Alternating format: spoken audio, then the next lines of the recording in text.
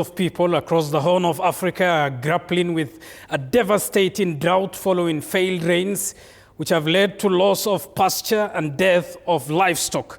With over 2 million Kenyans now facing acute food insecurity, Wilkista Nyambwa traveled to some of the country's hardest hit areas and has filed this report. The sun is at its highest when yet another carcass joins the growing pile of dead livestock. What used to be grazing land in northeastern Kenya's Mandera County is now a graveyard. Ado Hussein is among the many counting their losses. In the arid region where livestock is the main source of income, the drought has had a devastating impact. I used to have over 400 livestock, and now I'm only left with 50. And the ones that are left are very weak. For generations, these animals have not just been livestock, they've been the lifelines of the people here.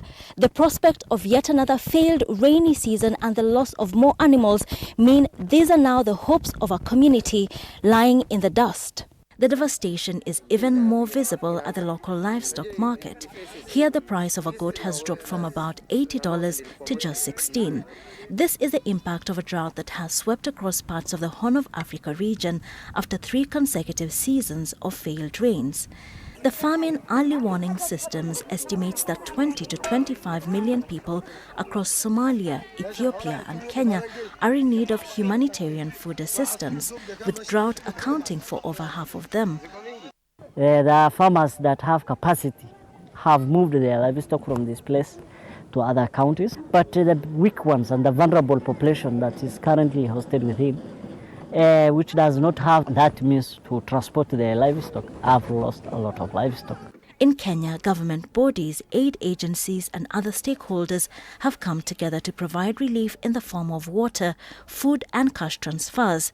But as another drought cycle unfolds, analysts are urging locals to consider taking up projects that don't rely on a fickle rainy season. We are also supporting community to embrace dryland farming and also improve maybe the breed that they will be having. On aspect of diversification, I think we are supporting communities in terms of economic security, and we have provided grant to around 200 families.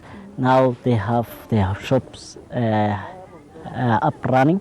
But for a community that has long depended on one way of life, it's an idea that is yet to take a firm hold. And as Kenya's National Drought Management Authority warns that the January to March season will be particularly harsh, waiting for the rainy days they hope are around the corner.